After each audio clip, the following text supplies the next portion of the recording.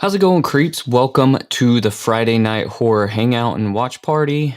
I'm thinking about calling these Friday night creep shows from now on.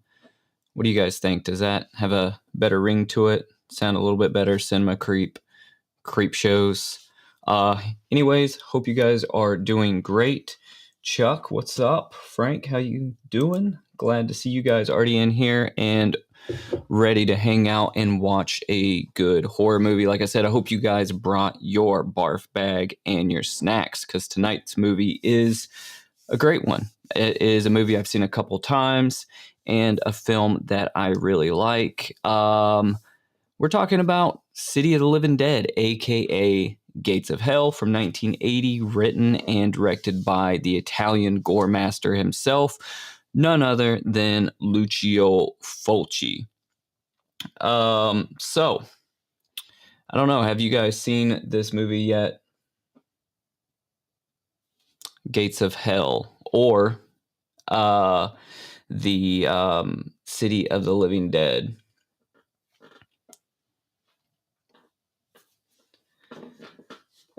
Got nowhere else to go. Sleep is overrated. I disagree with you there. Sleep is a beautiful commodity as you get older. You know this, Chuck. I value sleep very, very much. And I probably do it way more now than I used to. Hence why I upload like twice a week here and none on the other channel. So definitely sleeping more than I probably should. Let's go over here and let's check out the IMDb for City of the Living Dead. And we're going to talk about, some of the things that we normally do, the synopsis, check out the poster art, the overall ratings, and some of the details about the movie. Cool. I'm glad you've never seen this one, Frank. I imagine, Chuck, you've never seen this one, but I could be wrong. I'm glad that you guys get to watch it here for the first time, and I really hope that, I don't know if the other two in the trilogy are public domain, but if they're not, you guys should really check them out because the Beyond and House by the Cemetery are also great films. My favorite being The Beyond.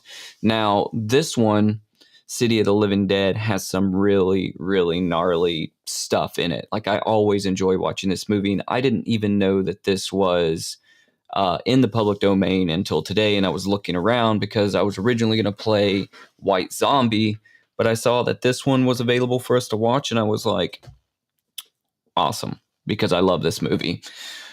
So let's go ahead and let's check out IMDb and see what we can see. All right, so check this out. So here is the poster art here. You've got City of the Living Dead up top, and it is from 1980, not rated. It is 1 hour and 33 minutes. If you guys know anything about me, you know that I love 90-minute horror films, and that's because they hit that sweet spot where they don't start getting too boring. I'm not trying to dedicate 2.5 hours to a horror movie. Especially if I'm seeing it in theaters or something, just make that into a show if you're going to start running over the 1 hour and 45-minute mark. So, scrolling down, here's the synopsis here. It is a reporter and a psychic race to close the gates of hell after the suicide of a clergyman caused them to open, allowing the dead to rise from their graves. So, if that doesn't sound gnarly, I don't know what does.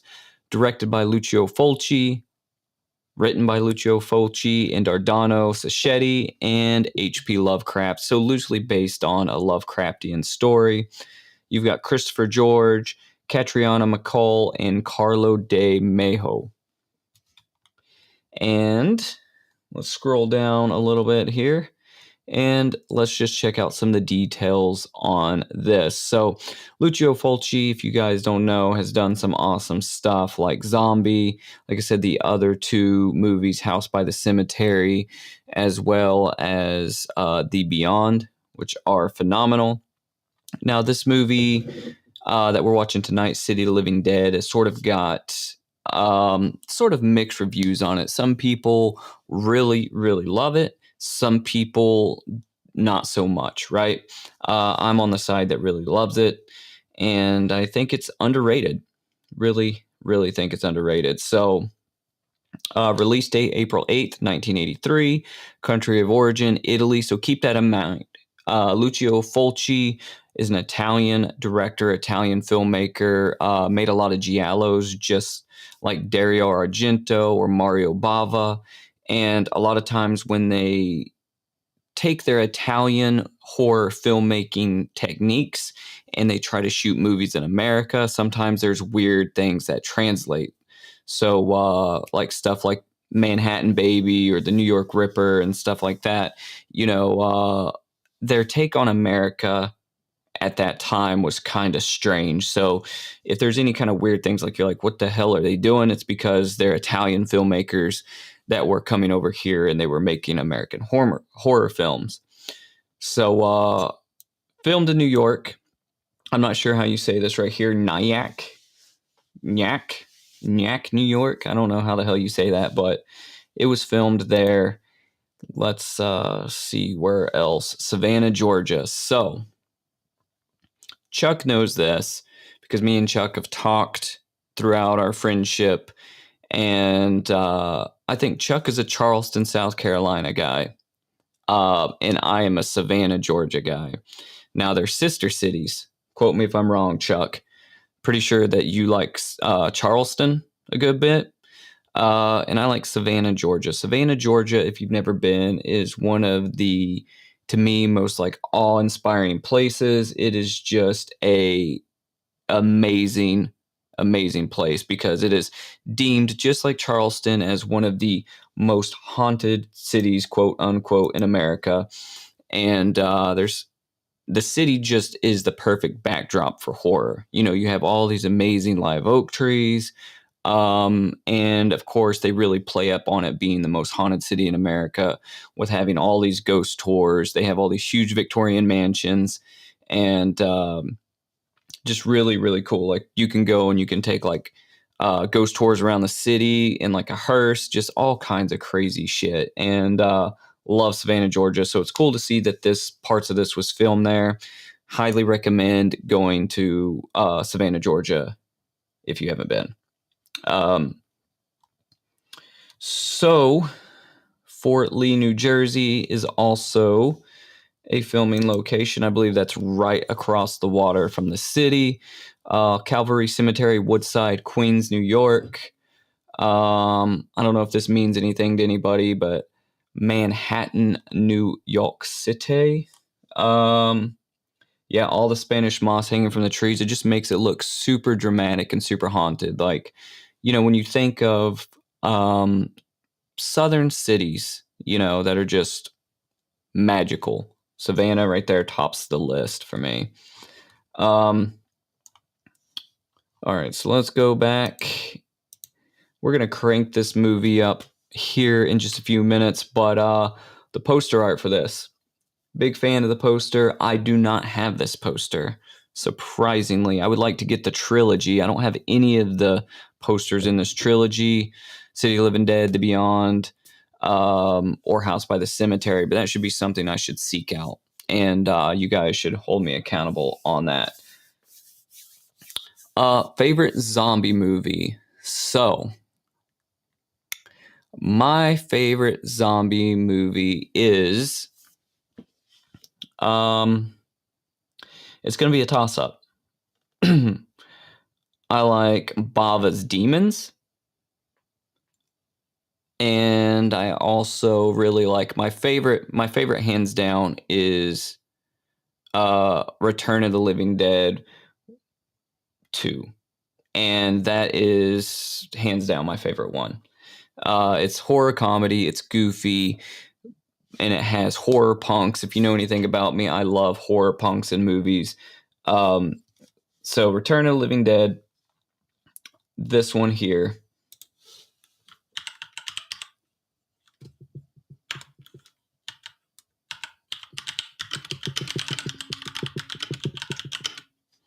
Right here, you have Tarman. Not 2, just 1. Return of the Living Dead. I don't know why I said 2. I think there is a second one, but that one's nowhere near as good as this one. So this one. So you have the skull that comes out of the ground, the skeleton that comes out of the ground says, "Do you want a party?" Like this whole thing. You have the Unita medical goods warehouse. That scene right there with a skull popping out of the ground. Absolutely love this movie. This is probably in my top 10 horror movies of all time. You have the guy that plays Tommy Jarvis. What's his name? Tom Matthews. Is that his name? Yeah, Tom Matthews right here. He plays Tommy Jarvis in the Friday the 13th franchise. This is my favorite zombie movie. Chuck, do you have a favorite zombie movie? Frank, what you got for zombie movies? Also love this one here.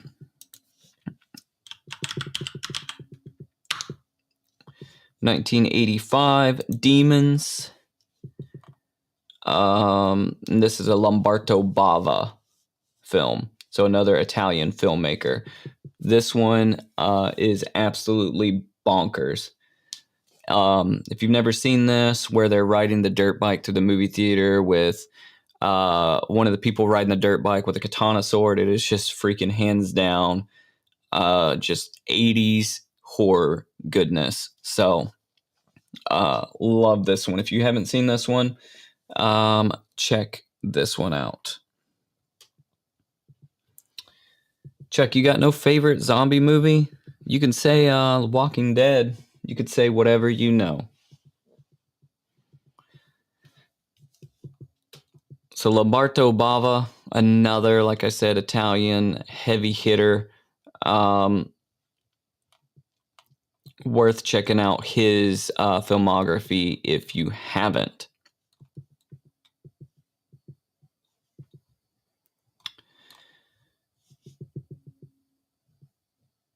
So Dardano Sacchetti, I assume that's how you say that, if I'm saying that right, one of the writers for the movie we're going to watch tonight, City of the Living Dead, wrote this one. So,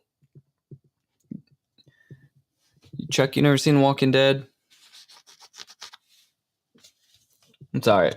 Walking Dead pales in comparison to all the other zombie stuff. Like, Walking Dead is good, don't get me wrong, but it's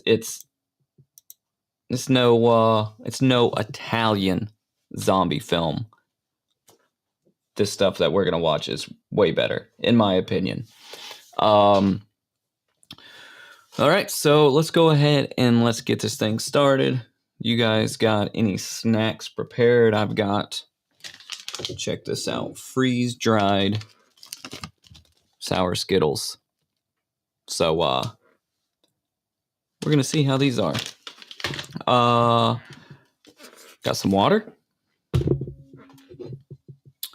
Got some coffee. Cinema Creep mug. If you haven't got a Cinema Creep mug, what are you doing with yourself? Go get a Cinema Creep mug.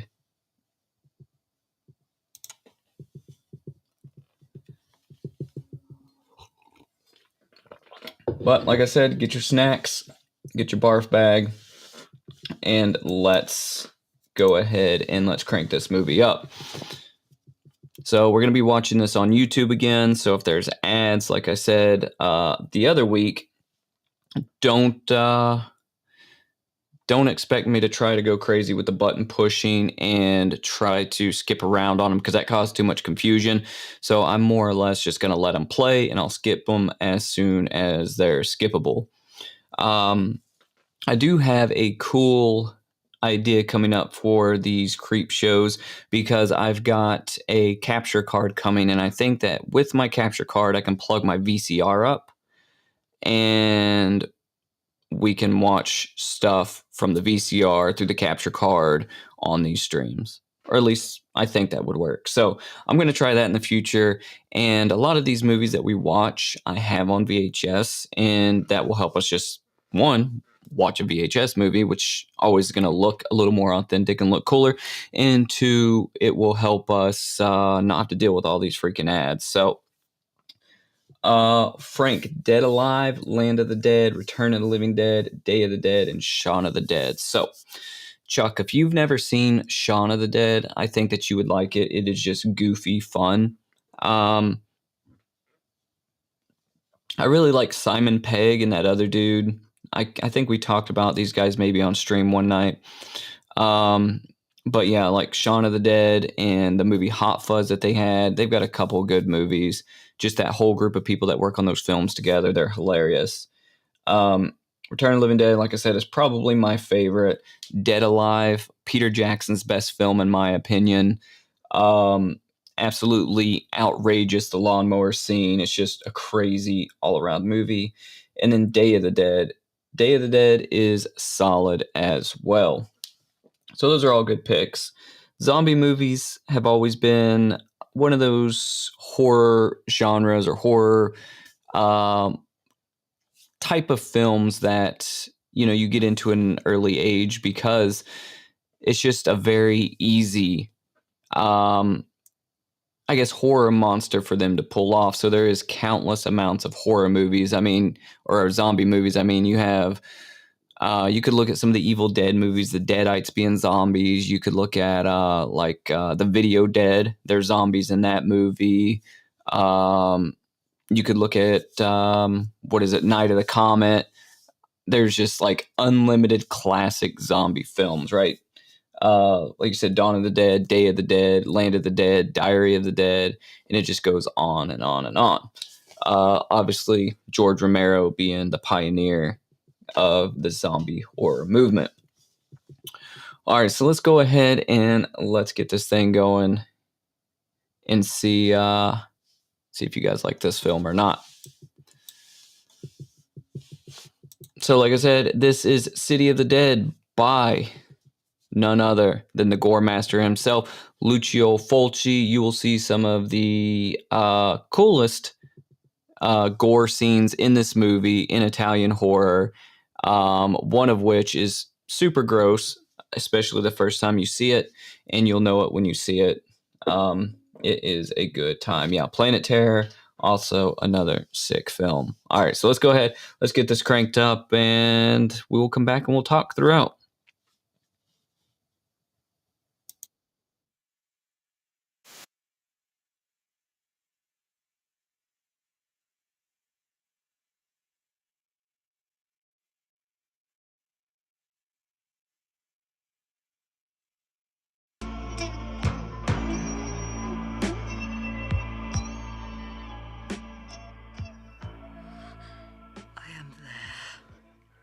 She contact? Shh.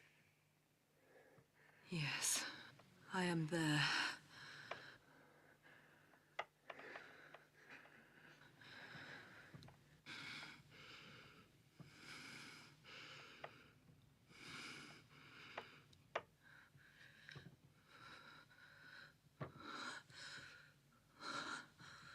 I see.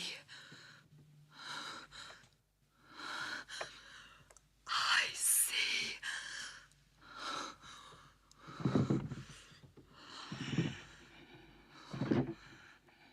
There's the contact. She's just entered. Into contact. She's entered. Into contact. Into contact.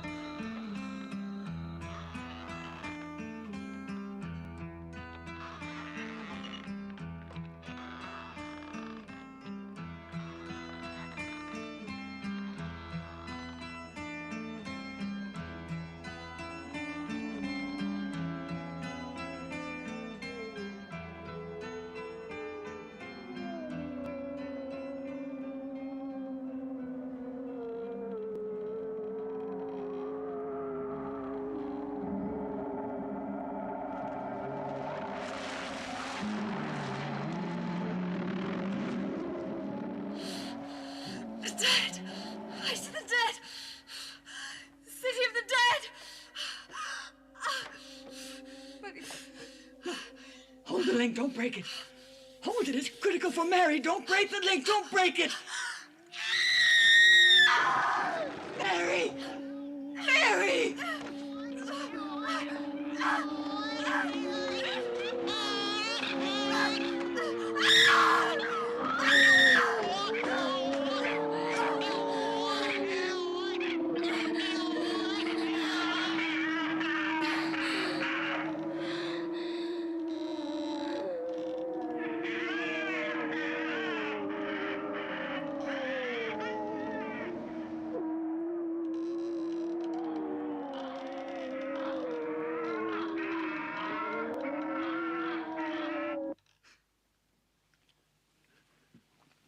I'm afraid Mary's dead.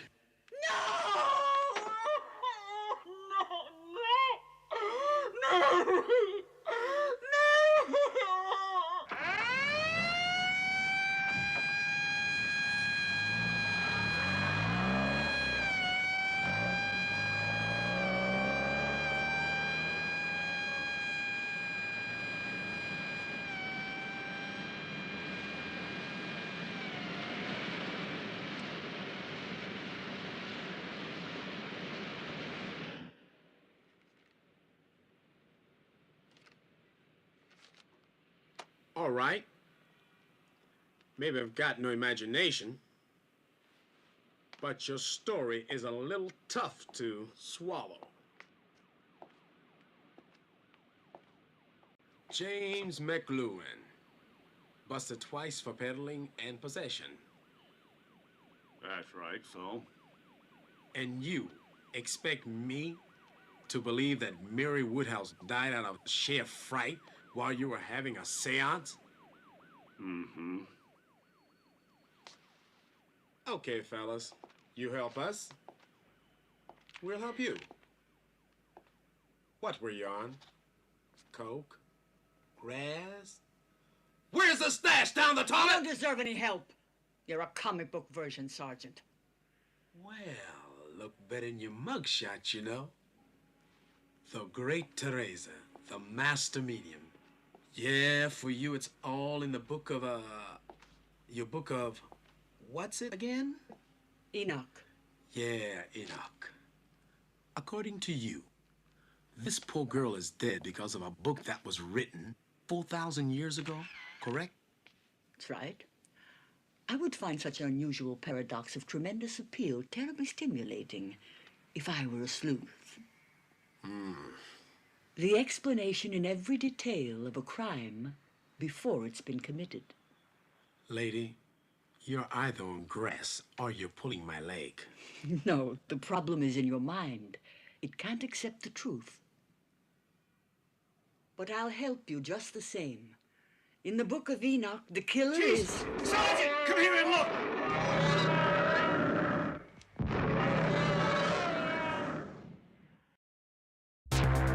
Eve to me is basically freedom. It's a giant open universe where you can do whatever you want.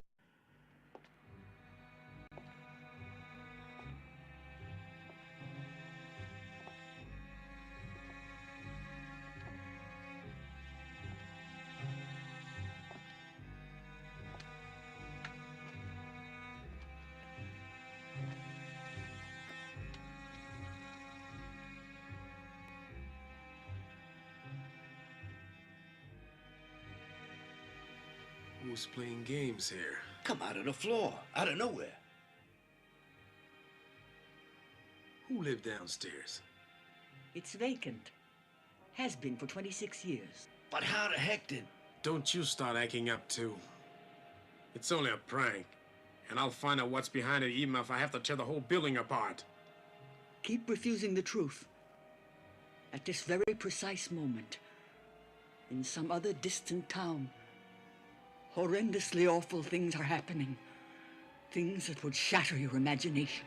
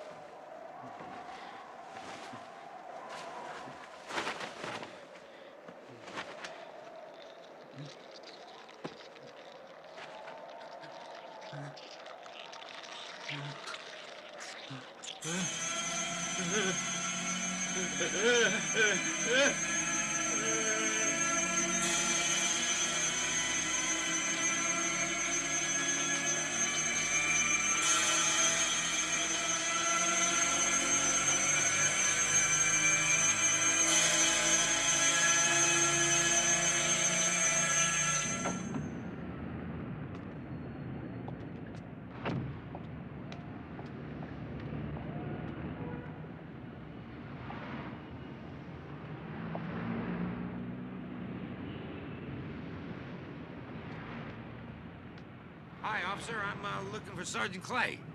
And who are you? Oh, I'm Peter Bell, and you see, I'm with the New York... Don't tell me. You're a newspaper reporter, right?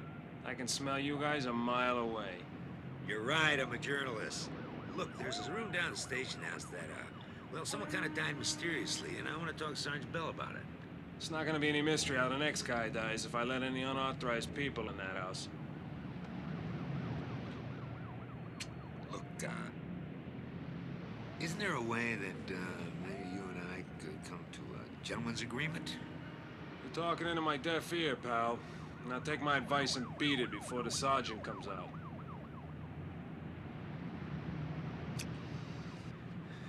Okay. I'll take your advice.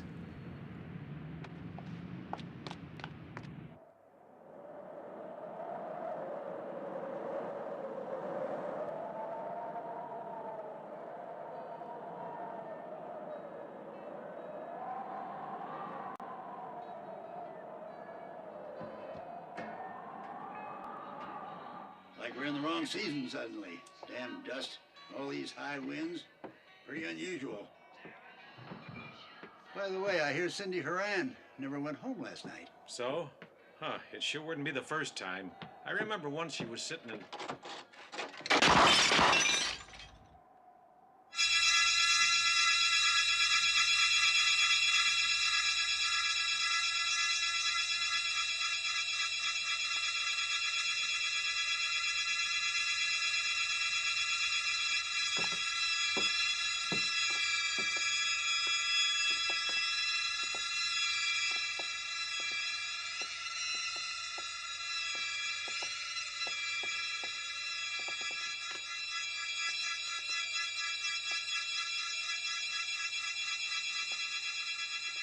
You know something? Ever since Father Thomas hanged himself, Dunwich ain't been the same. It's kind of scary. Few beers and you fellas start seeing ghouls and devils all over the place. Well, you saw what happened, didn't you? Sure, but that doesn't mean there isn't any explanation. Could have been a truck passing by, a vibration. Anyway, I've lost my mirror. You forget who our ancestors were. No, I forgot how many beers you've drunk. So let's have another. House pies.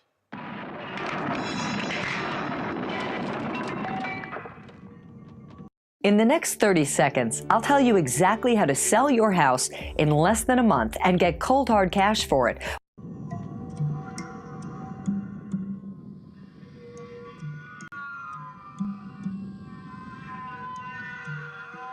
I gotta go. Well, wait, what See about ya. the... Me too. Wait up, Mike. I'll see you around. So long. No, wait, Mike, Ross!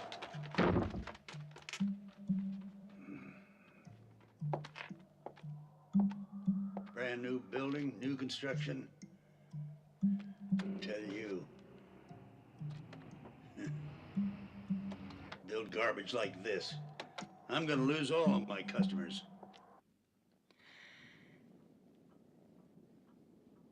The language is risque, I admit it, but the overall message couldn't have been more puritanical. And why did you choose the topic of incest? When I was 8 years old, I wanted to marry my father. I guess all girls that age want to marry their fathers. Anyway, I got over it pretty quickly. He was a drunk. One day, he just picked up and left my mother and me. Did this leave any particular emotional feeling in you at the time? Emptiness. That and pity for my mother. I began to hate all men, and I... Excuse me, Jerry? Oh, hi, Sandra. How are you? Hello, Emily. Well, how come so early? I mean, I thought we'd made it for 8. That's the trouble. I can't make it tonight. Huh? I have to see Bob. Oh, Bob. You're not upset, are you? No, I'm not upset. I may be a little worried, perhaps. I mean, you have been seeing an awful lot of him, haven't you, lately? Oh. Poor Bob. Hmm? He's a sick and lonely kid. I don't see why people hate him so. His mother was what you'd call a woman of easy virtue. No husband, no morals. Here in Dunwich, anybody like that is also branded a witch. Look, Sandra, I don't believe those idiots who tell me that our ancestors were Salem witch burners, all right? Okay. Terry, I am sorry. Don't worry.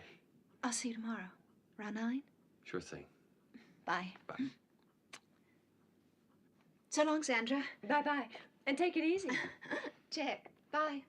Bye. Okay, Sandra. Where were we? On the same old problem, men. Why do they have to make life so difficult? Sandra! Did he hurt you? Did he claw you? Oh, he's just frightened. Strange. It's the first time he ever acted up like that.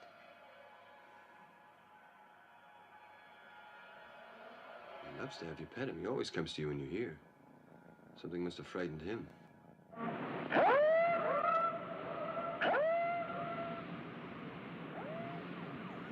give me the dirtiest thoughts.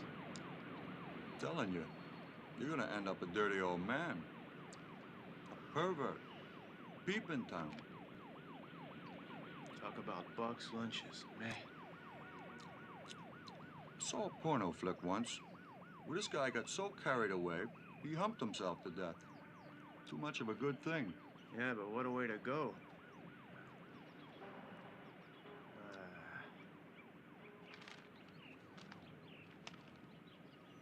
What's the matter? Never see a body on Earth before?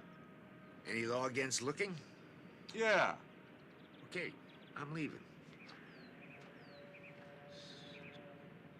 Time you got. Let's flip to see who goes in the hole. All right. Call it. Heads. Tails. In the hole, sucker. Shit.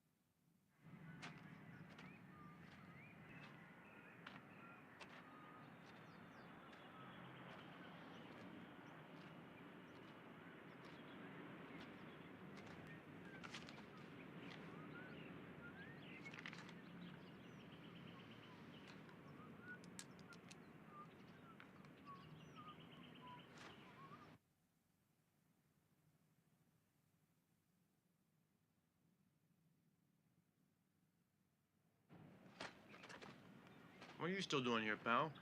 Oh, come on, fellas. What do you want from us? Nothing. I'm just curious about this girl here, that's all.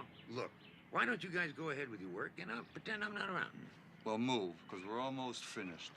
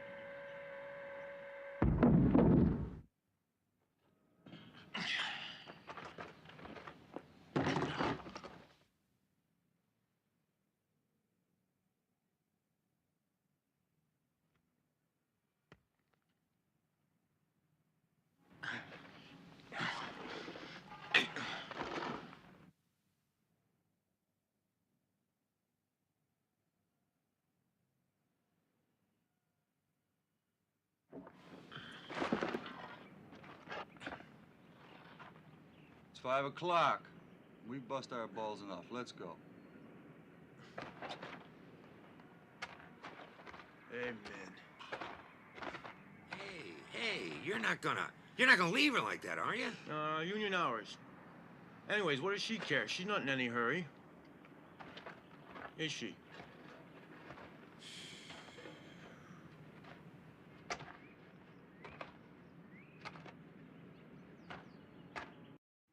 When you wash your body, do you use a moldy loofah, a dirty washcloth, or you're that guy that just uses their hands while only scrubbing your pits and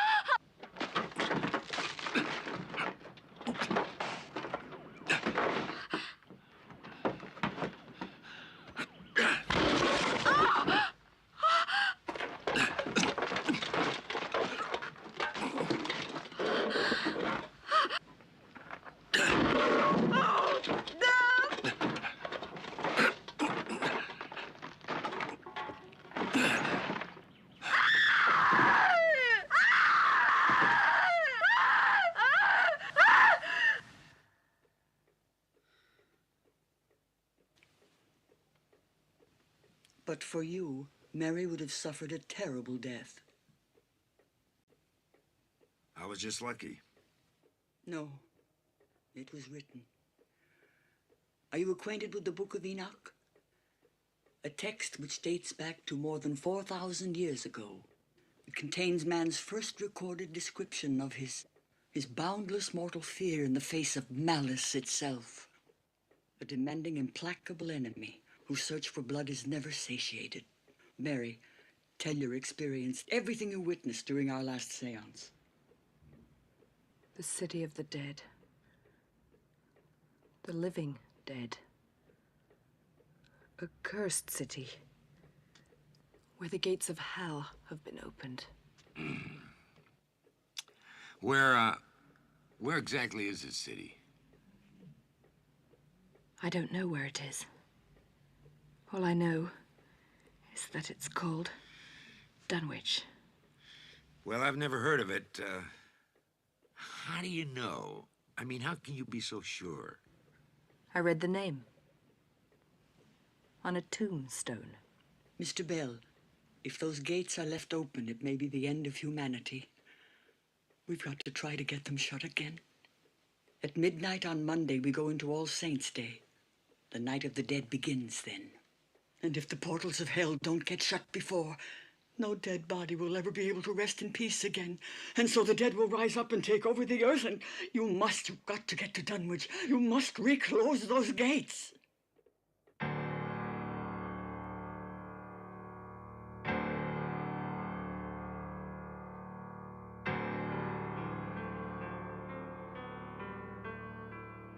This is the quickest way to clear out stuck poop. Fiber helps you poop, right? Nope. What about drinking lots of water?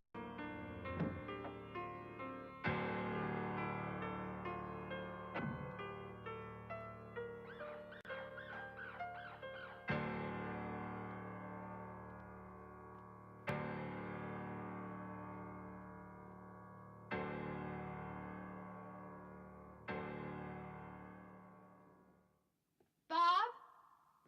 Bob, are you here?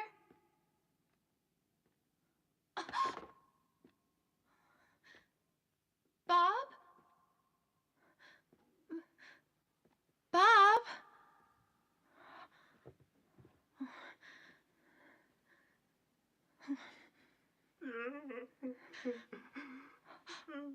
Bob?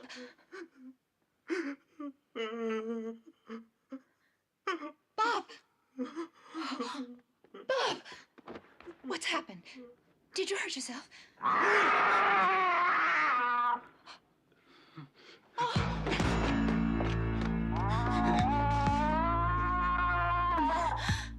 Bob! Bob! Bob!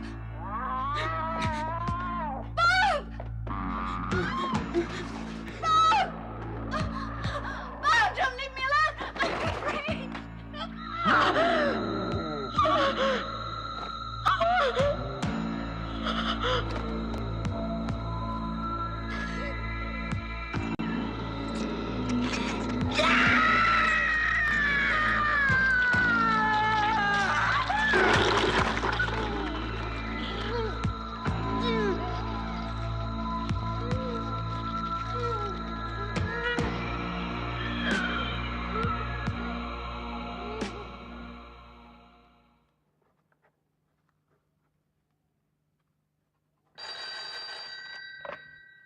Hello.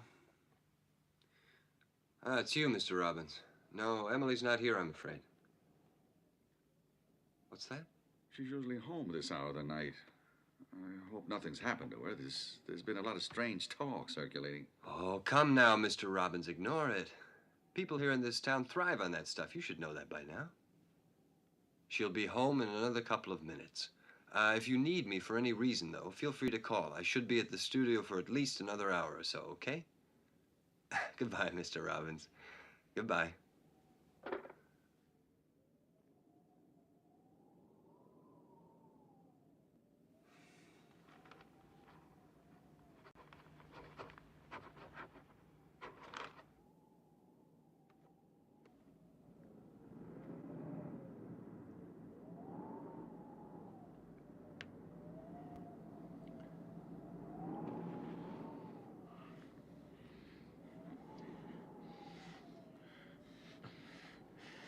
No, come on, Tommy, please.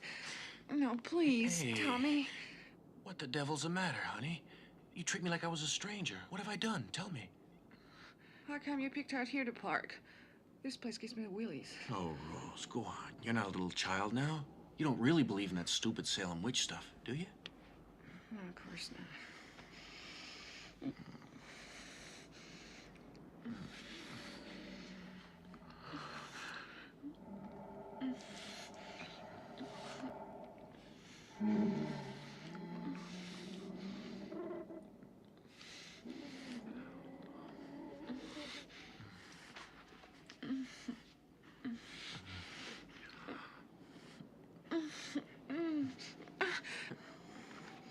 what's wrong. Sorry, Tommy, but I keep thinking that, like someone is out there spying on us. Come on, there isn't anyone out there. Watch, I'll turn on the headlights.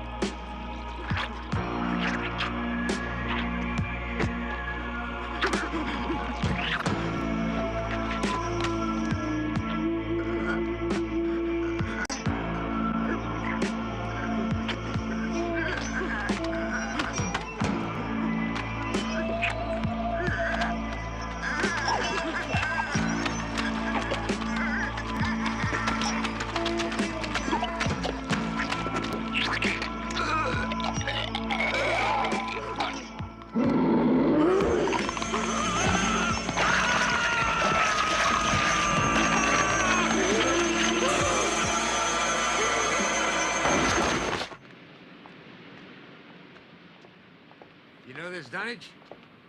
It's not even on the map. So, you don't believe me, do you? That's not the point. Just gonna be harder to find, that's all. We don't even know where to start, do we? You know, I get my inner visions too, you know. Just let me meditate over a bottle of scotch and, I'll take you anywhere.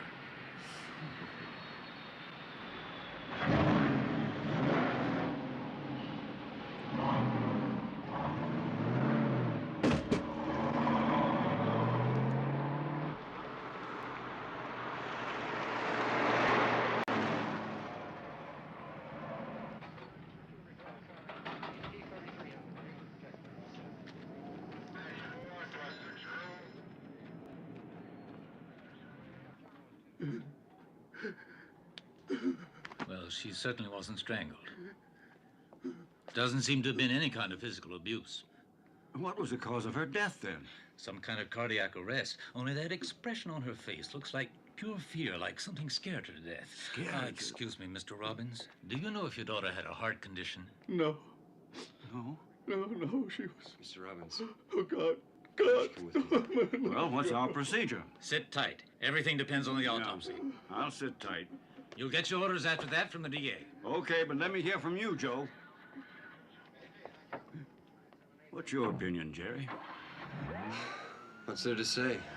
I'm at a total loss. It was Bob. That pervert, you can bet on it. They should have put him away for life after what he tried to do with poor little Ann Ross. Listen, I'll call out all cars after that boy. And I wouldn't be surprised if he could tell us what happened to Rosie Kelvin. And Frank's kid, too. Sheriff Russell! Sheriff, what the dickens is this?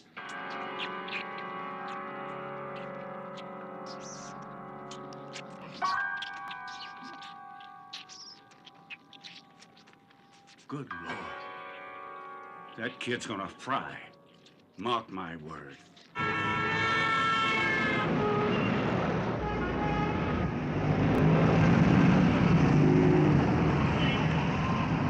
So your newspaper editor wouldn't believe you, huh? Listen, when Adrian De Niro told me about 2 years ago that I meet a girl who'd been buried alive, I didn't believe him either. I mean, I laughed right in his face. De Niro was aware of many things. He knew all about the City of the Dead.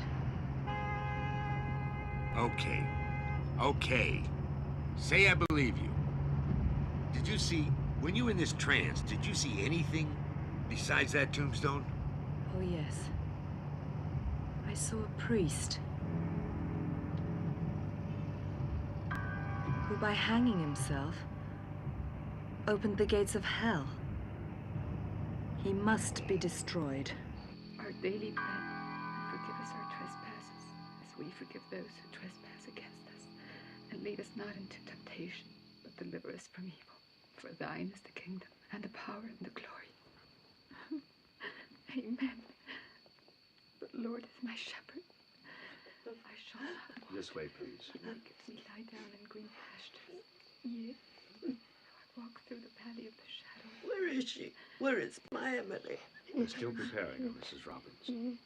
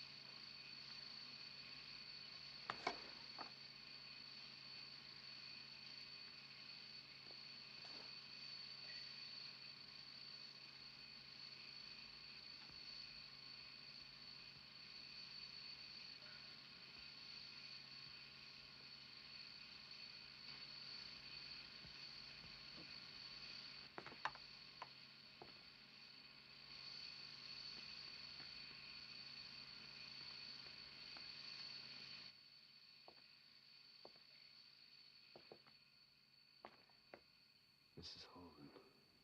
Mrs. Holden? Yes, Mrs. Holden died last night, and according to Dr. Thompson, was frightened to death. Frightened to death? That's what he said. Fear. Of what?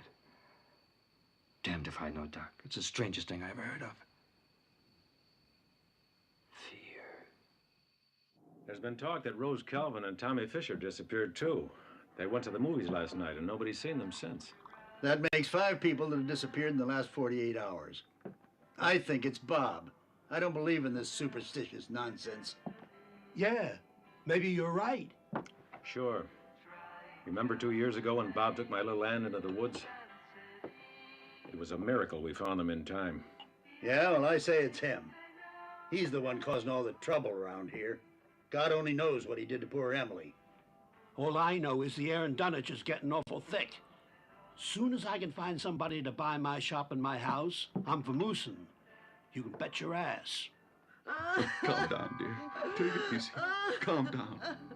My baby. My poor baby. You'd better take John out. Yes, of course. John, come on, let's go outside. We'll take a walk. You have to be strong now. You have to find the courage to face life, John. You have to be a man now. You know what I mean?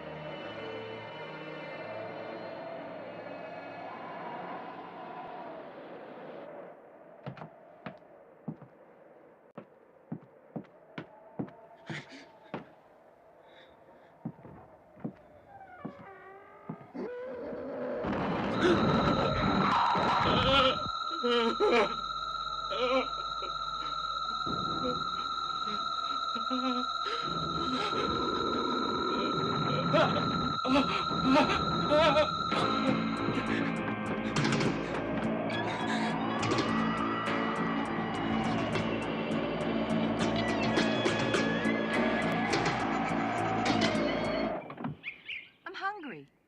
Good. There's a lollipop in the glove box.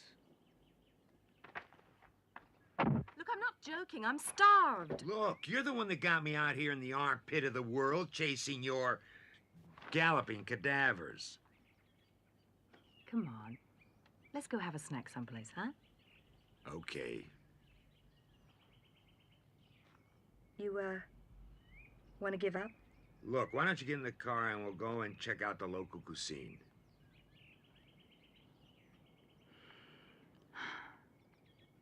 Don't be upset.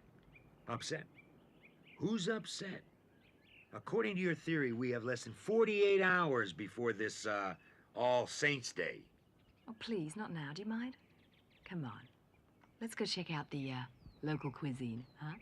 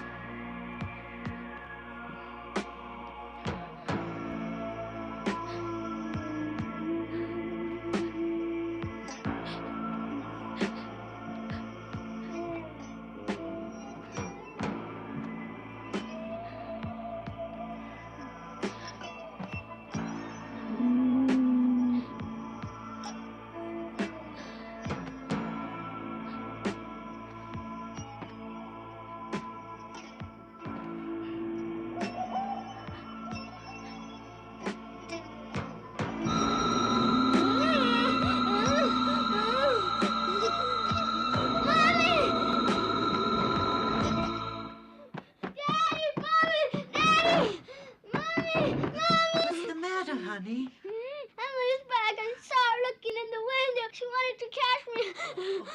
Emily went away forever, John. She's in heaven. I saw her. I swear I saw her. I really did. We better call the doctor. I'm all right. I don't need a doctor. I don't want a doctor. I saw her. You've had a big day. You're upset. We all are. Off you go now. Go to bed. I don't want to go, Mommy. I'm scared. Emily's gonna catch me. I know it. Oh.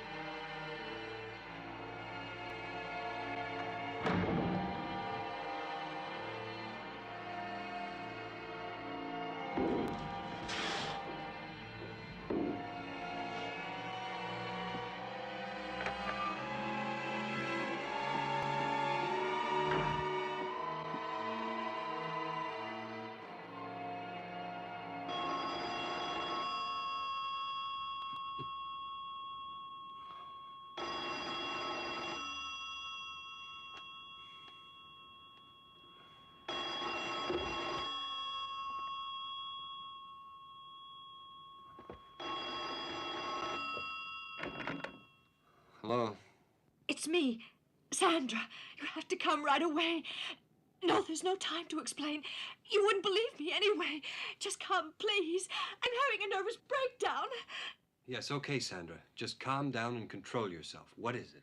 There are only two possibilities. Either I'm going out of my mind or something very, very strange is happening. Look, take it easy. I'll be there in 10 minutes, honey. Bye.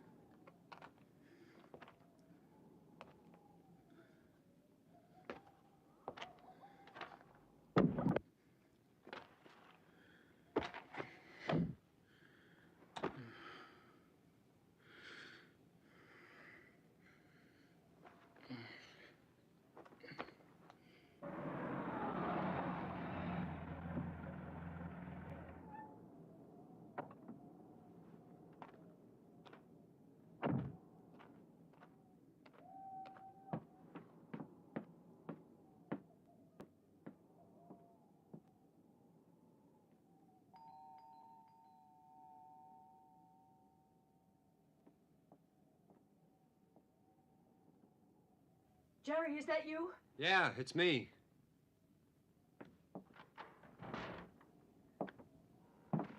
Come in. Come in.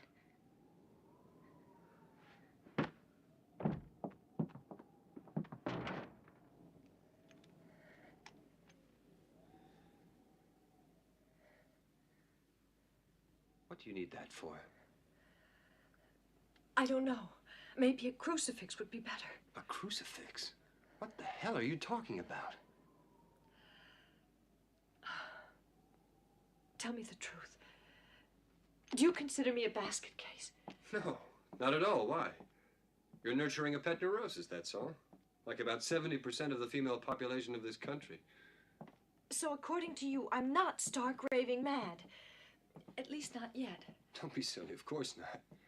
Sometimes you may drink a little more than you should, but that's no reason to be taken away and put into a loony house. No, I'd rather not right now, and you really shouldn't either. All right. You better see for yourself. It's in the kitchen. The kitchen?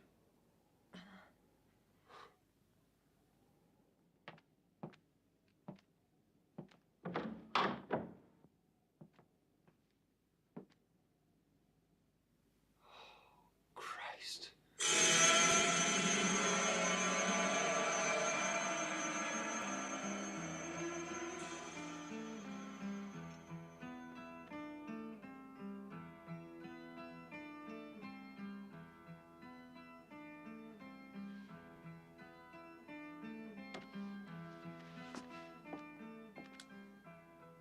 Was I just imagining things? It's not. Ah, it's her, Mrs. Holden. This morning she was inside a coffin at the funeral home, and now she's here in my kitchen. How? How did she get here? I don't know. I heard a noise. I came to look, and there she was on my floor. I called you right after. I thought I was losing my mind. Okay. Let's use our heads and not panic. Calm down. We've got to find out how she got here, all right? I couldn't give a damn how she got here. I just want her gone. Look, let's get out of here. I can't take the sight of her. Yeah.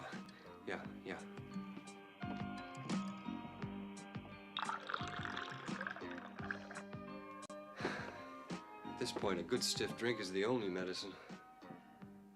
What are you gonna do? Well, I don't believe in the Twilight Zone, so I guess I'll call the sheriff on this matter. And what'll you tell him? Exactly what you told me. That you heard this noise, that you came running and saw her there, and the rest is up to them.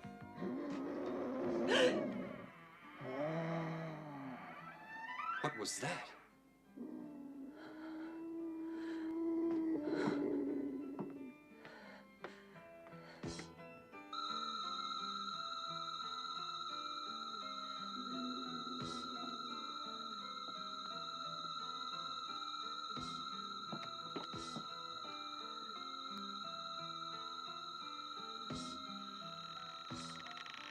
Closed. We left it wide open.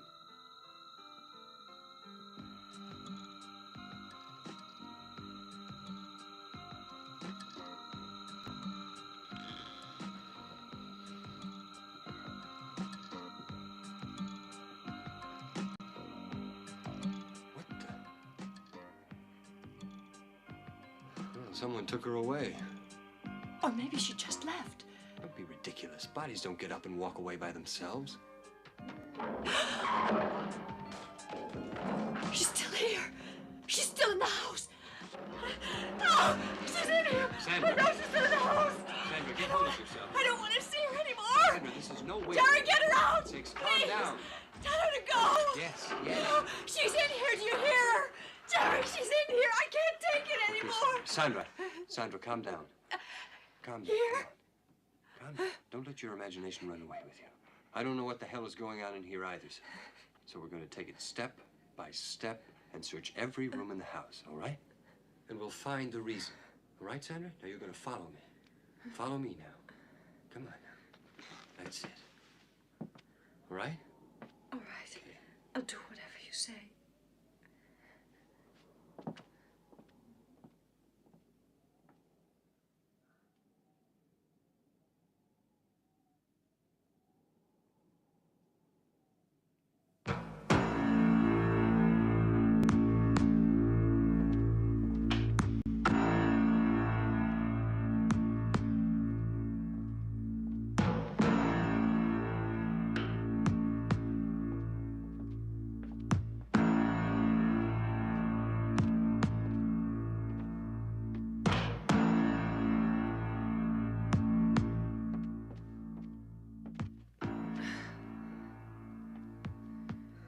I don't think I'll manage to sleep here tonight. Well, if you want to stay at my studio or the house, you're always welcome.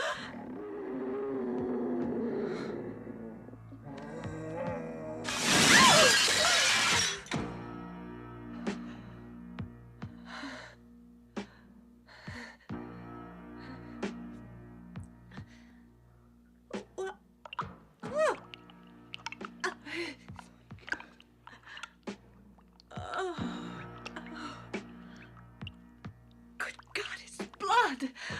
Blood! Oh!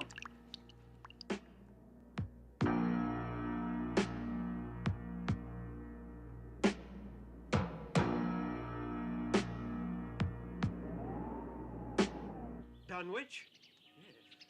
Yes, I know it. Odd that you're looking for Dunwich. Yes, matter of fact, Yes, that's the town where Father Thomas... Terrible. Oh, terrible. You know that Dunwich was built on the ruins of the original Salem, the village of witches and heresy and evil. Yes, but can you tell us how to get there? It's not easy. You'll have to go back, towards the highway. And as you approach it, there's a road, going left. Blocked by a landslide. That'll take you to Dunwich. Thanks a lot. Just out of curiosity, why are you folks going down there? Well, we're just looking up a friend. Oh, I see. Thanks again.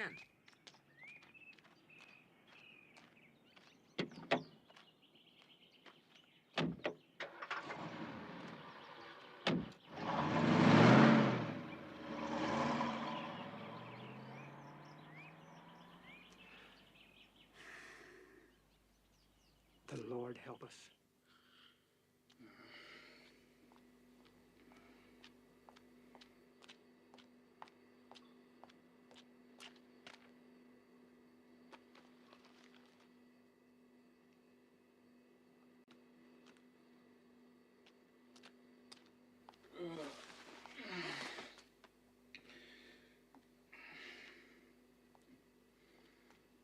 Hey, Bob.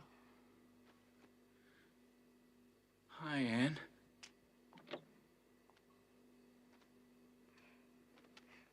What are you doing in the backseat of my dad's car? I didn't know where to sleep.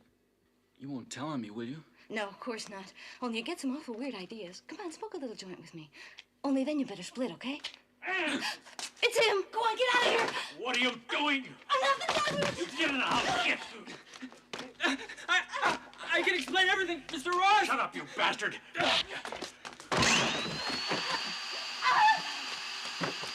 What are you trying to do with my daughter? Huh? Please let me explain, Mr. Ross. I was only looking for a place to sleep.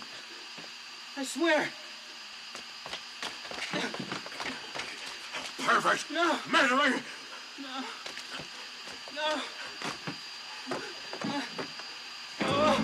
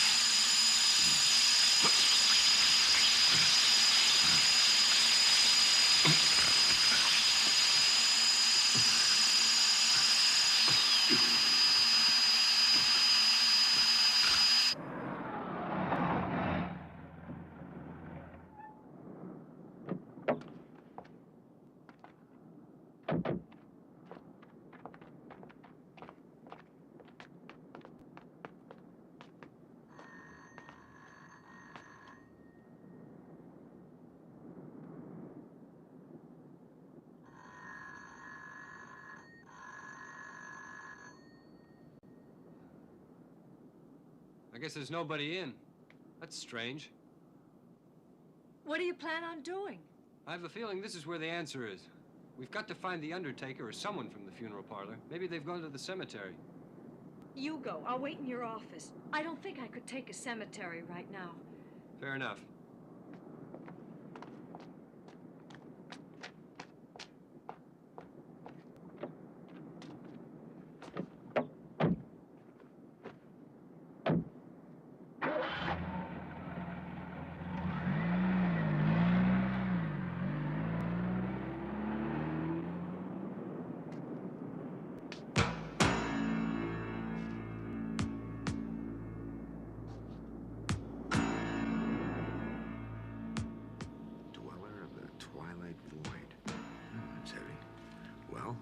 Yes, that's it.